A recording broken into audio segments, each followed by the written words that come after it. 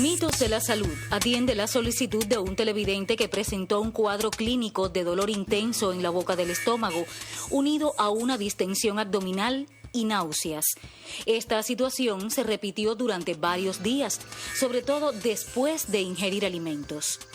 Tras un largo interrogatorio y algunas pruebas, el médico le diagnosticó una gastroduodenitis. ¿En qué consiste esta enfermedad del sistema digestivo? ¿Se puede evitar? ¿Existe algún tratamiento que la cure totalmente? Hoy, en Mitos de la Salud, dialogamos sobre gastroduodenitis con una voz autorizada de la gastroenterología en Cuba. Gracias, Karen, por tu presentación. Buenas tardes, bienvenido a Mitos de la Salud, el programa donde se dan la mano, mente y corazón.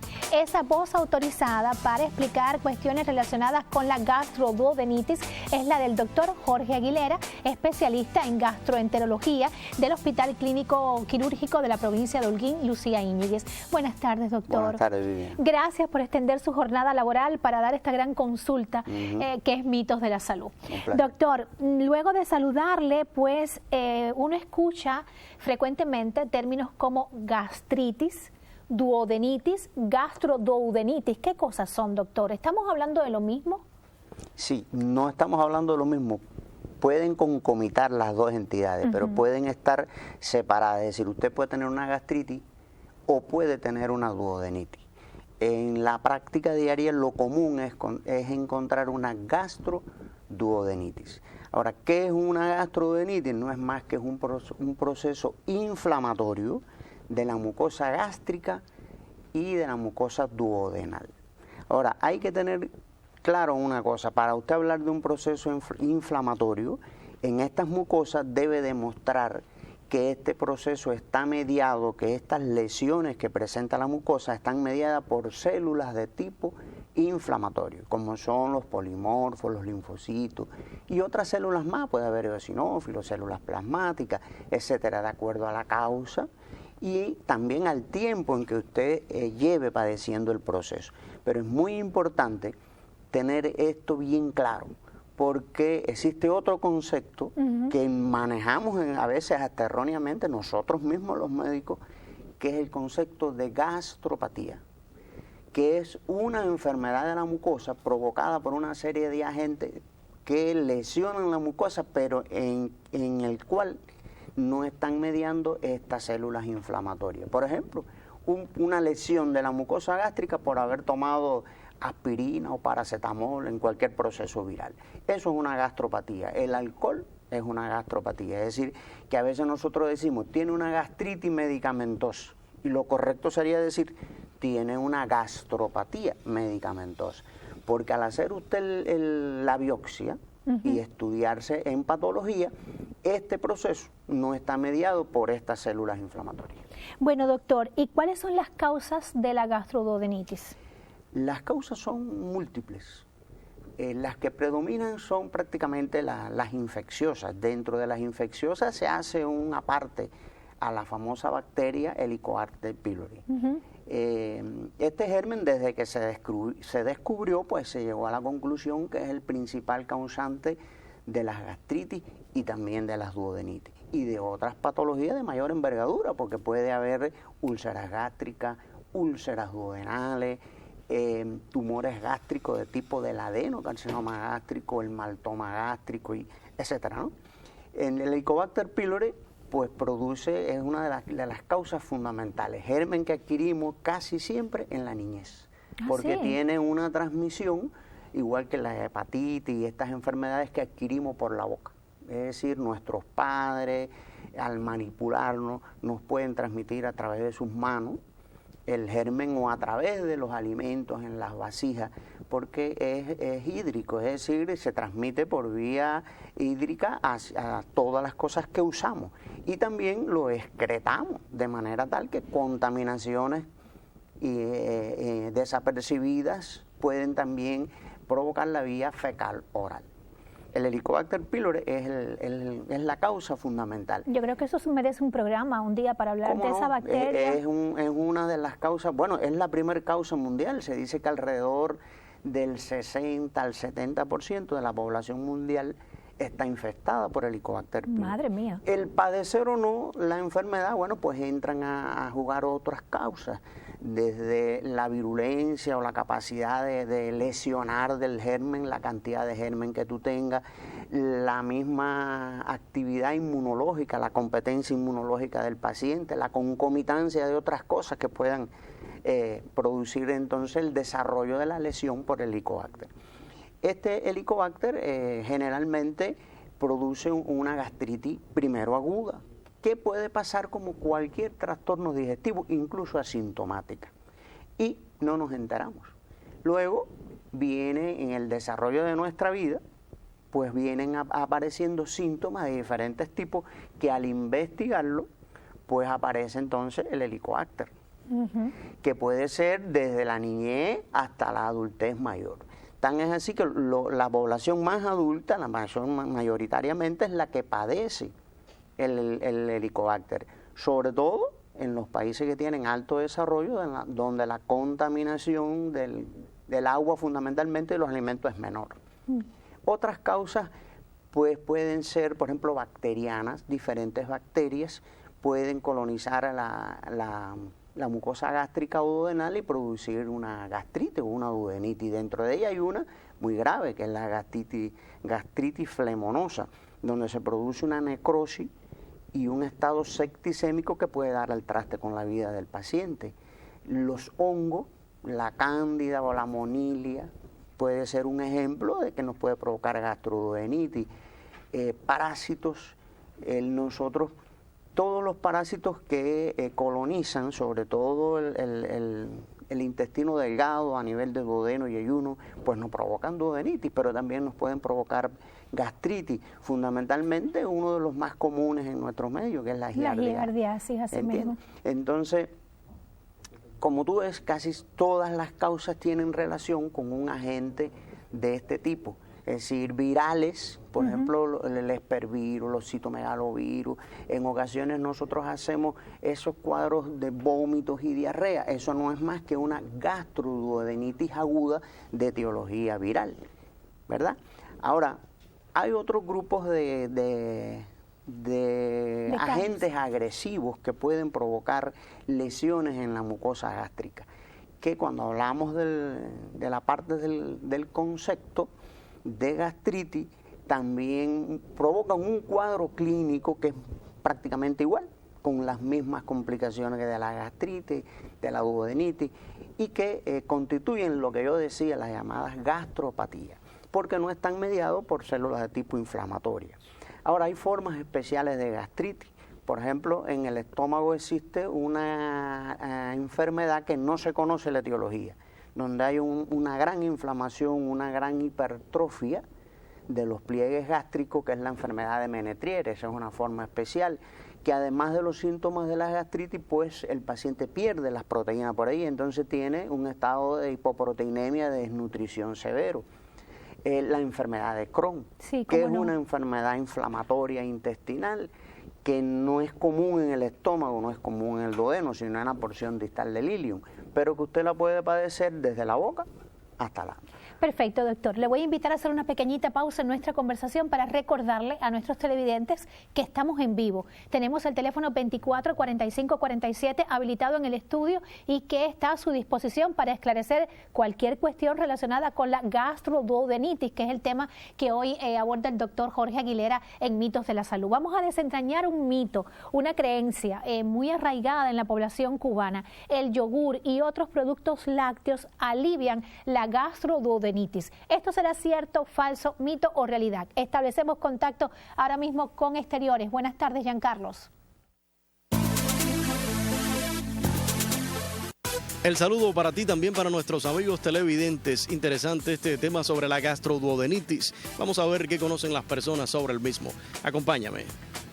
¿Has escuchado hablar sobre la gastroduodenitis? No. No, realmente no. Sí.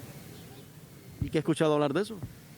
Es una enfermedad del estómago que trae trastornos, molestias graves, que son insoportables para la persona. Es una enfermedad digestiva donde te recomiendan los médicos que debe de disminuir las comidas con mucho ácido, con mucha salsa, los embutidos. Yo tengo gastroduodenitis. ¿Y qué se siente? ¿Cuál es el síntoma? Eso es una acidez constante. ¿Qué le hace a las personas? ¿Qué se sienten? Mucho dolor en el abdomen, todo lo que come te cae mal, te da ardor, malestar, asco. ¿Cuáles son los factores que aumentan el riesgo de padecer de gastroduodenitis? Una dieta desbalanceada. El consumo excesivo, por ejemplo, del café, el abuso de las especias, de la salsa, las bebidas alcohólicas, el consumo del cigarro también, el tabaquismo. ¿Conoces algún remedio que sirva para tratar esta enfermedad? El zumo del romerillo es muy bueno, con miel de abeja. El romerillo es muy efectivo. Yo he tenido crisis de gastritis y he consumido el cocimiento de romerillo y me es maravilloso. ¿Pero qué es bueno del romerillo? ¿La flor, las hojas? No, se coge la flor y la hoja y se lava bien y se macera y el zumo ese o el cocimiento también hervido. Interesantes las opiniones que recogimos en la tarde de hoy. Ahora devuelvo la señal hasta nuestros estudios. Sigue con Mitos de la Salud, el programa donde se dan la mano mente y corazón.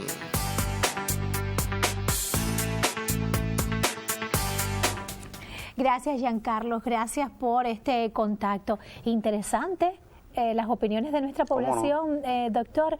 Vamos a hablar de estos factores de riesgo. Nuestra población manejaba algunos factores de riesgo, pero dentro de la gastroduodenitis, ¿cuál usted nos mencionaría? Bueno, como factores de riesgo, en relación con las causas que te mencioné, pues de tener una actitud siempre preventiva, evitando sobre todo las aguas que no estén tratadas, es decir, si no se puede consumir un agua potabilizada, pues debe de hervirse el agua y evitar sobre todo la mala higiene en el manejo de los alimentos para evitar las infecciones, ¿no? Hay infecciones que a veces las adquirimos por vías respiratorias, como por ejemplo procesos virales que nos dan las gastroduodenitis agudas. Ahora incluso han disminuido porque se nos ha impuesto el uso de la mascarilla por la COVID, pero en otros momentos son más difíciles de evitar. Pero en sí, fundamentalmente es tener una adecuada higiene, no solo en general, sino sobre todo en los hábitos alimenticios. Y hay una serie de cosas que hablaban los pacientes que entrevistaron, como es, por ejemplo, el tipo de comida. Pues sí, hay comidas que son agresivas a la mucosa gástrica, que son conocidas como gastrolesivas, por ejemplo. ¿Por qué? Porque actúan sobre la mucosa y pueden provocar tipos de lesiones. Pero acuérdense que volvemos al término de gastropatía. Lo que sucede es que la sintomatología es muy común. O es prácticamente la misma. Y si tú tienes una gastritis por Helicobacter pylori y abusa del café, abusa del alcohol, abusa de los medicamentos antiinflamatorios, digamos ibuprofeno, naproxeno, diclofenaco, este grupo aspirina, pues también estos medicamentos van a contribuir a que la sintomatología aumente e incluso pueden injertar en una gastritis o en una gastroduodenitis una gastropatía o una duodenopatía. Y pueden ser la causa incluso de llevar al paciente hasta padecer una úlcera. Entonces, todas estas cuestiones, los pacientes que tienen sintomatología propia de estas entidades deben de tenerla en cuenta para no agravar la enfermedad o para no añadirle otra patología. Y dentro de esos factores de riesgo, hay personas, por ejemplo, que hacen periodos muy largos de ayuno, que apenas ocupados por el trabajo. El ayuno también favorece. La protección de la mucosa gástrica está dividida en dos partes, es decir, una serie de factores, o dos factores que son quienes agreden, que es la misma producción del ácido clorhídrico y la pectina por las células de la mucosa gástrica, y una serie de factores defensivos, donde está la producción de moco por otras células que también forman parte de la mucosa gástrica, la calidad del moco, la cantidad del moco, todas estas cosas, el riego sanguíneo, es decir, personas que puedan tener enfermedades que dificulten el riego sanguíneo, pues las células no tienen la misma capacidad regenerativa y esto va deteriorando tu sistema defensivo.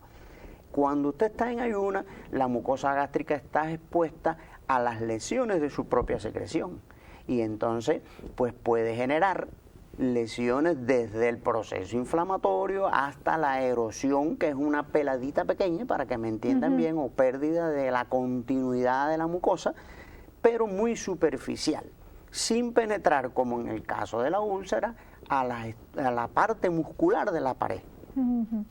Entonces el ayuno puede ser causante de estas lesiones o agravar lo que usted tiene de otra etiología. Dentro de los factores de riesgo que estamos mencionando, ¿qué lugar ocupa la herencia? La herencia no es algo determinante en la gastritis. Hay otras patologías, por ejemplo la neoplasia gástrica, que sí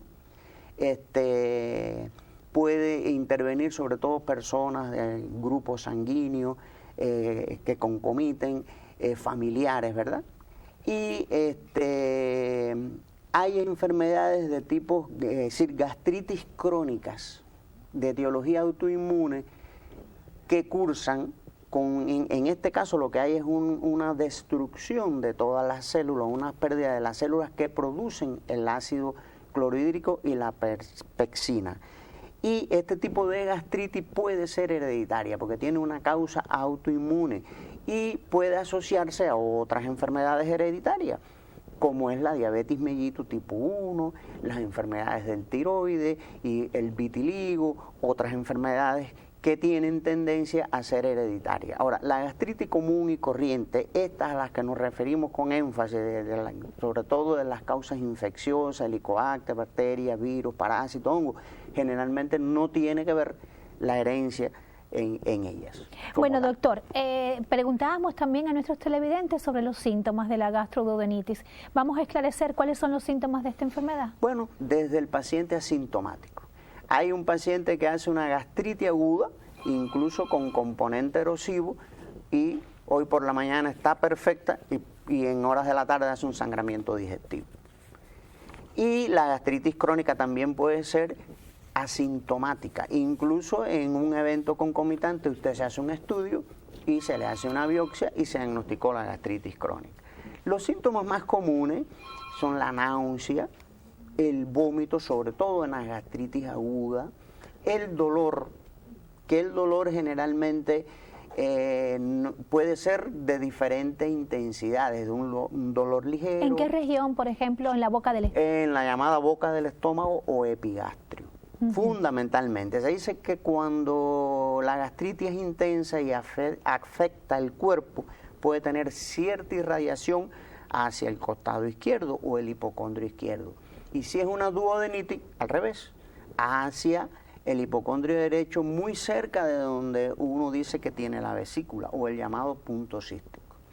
Entonces, otros síntomas, a veces los pacientes tienen trastornos de la motilidad y entonces cursan con gran distensión gástrica, lo que nosotros le decimos comúnmente aventazón. Así mismo.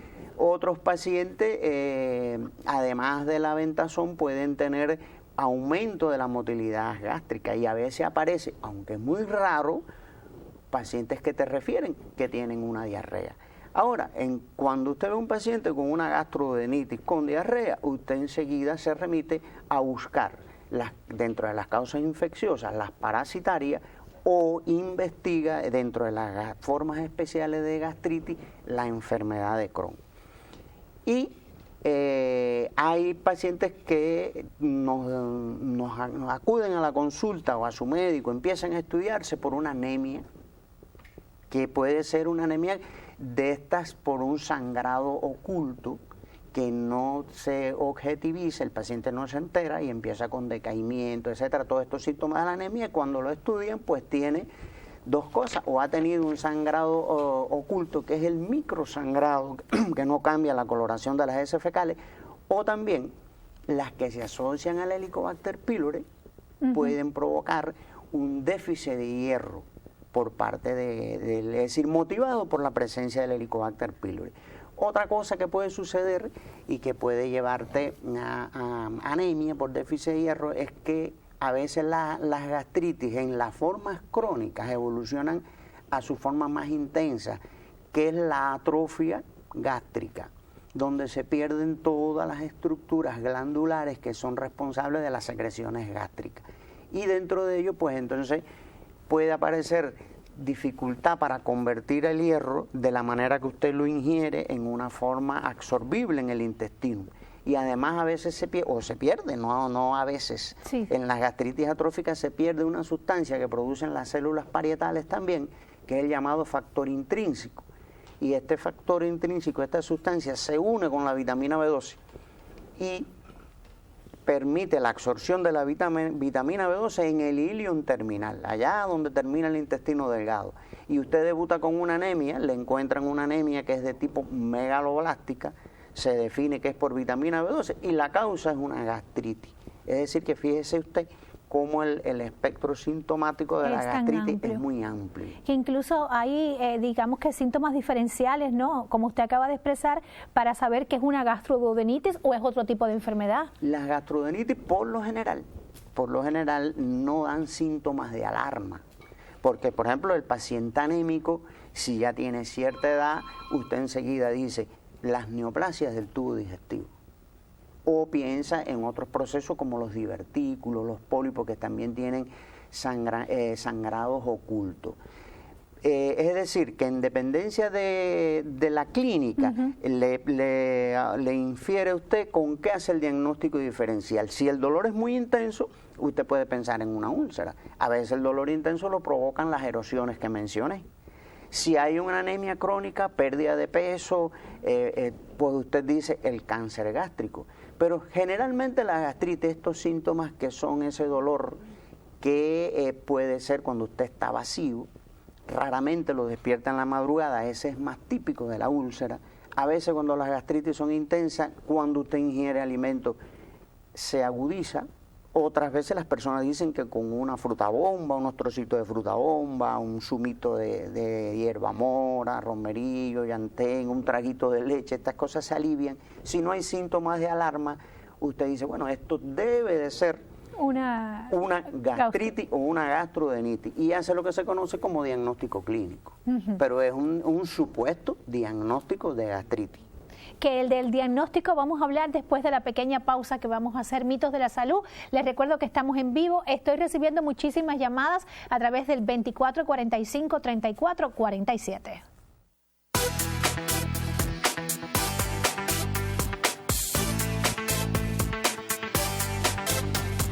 Esta tarde de jueves, Mitos de la Salud continúa dialogando sobre gastroduodenitis con una voz autorizada de la gastroenterología en Cuba.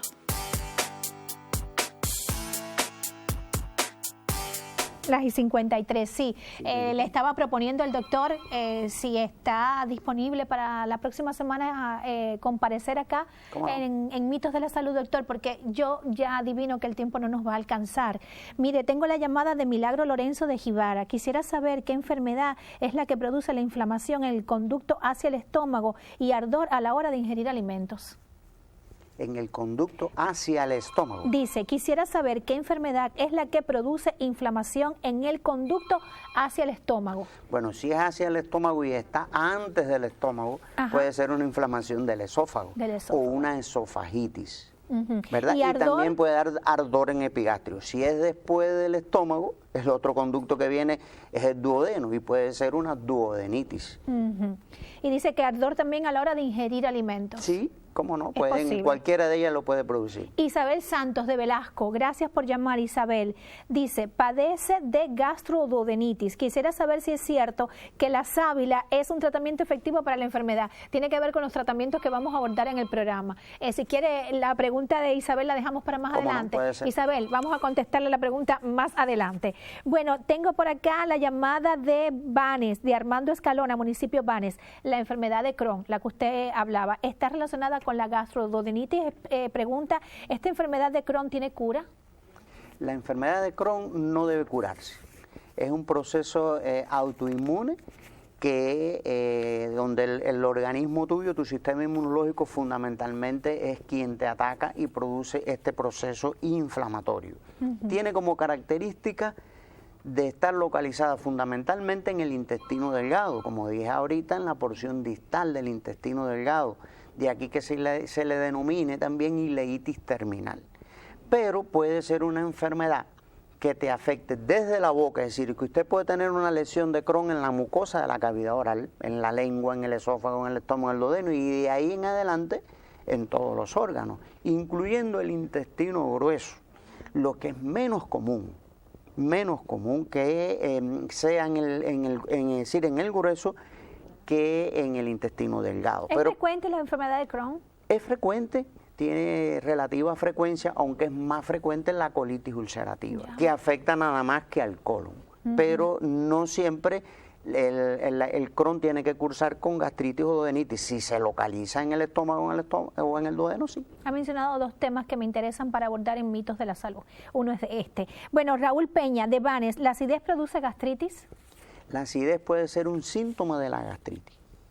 No es que produzca gastritis, es una sensación muy subjetiva que está relacionada con la propia enfermedad. Livia Pérez de Holguín, paciente que padece una gastritis crónica, ¿qué medicamento le recomienda? ¿Ranitidina o omeprazol? Tiene úlcera en el duodeno y está en crisis. Tiene que ver con los tratamientos también, pero bueno, vamos a responder. Exacto, la gastritis crónica depende de la clínica. Depende de la clínica. Si el paciente tiene una úlcera, hay que tratar la úlcera. En este caso, lo correcto sería descartar que tenga Helicobacter pylori. Acuérdate que dije que además de gastritis producía úlcera. Si tiene Helicobacter pylori, entonces hay que ponerle la terapia con los antibióticos.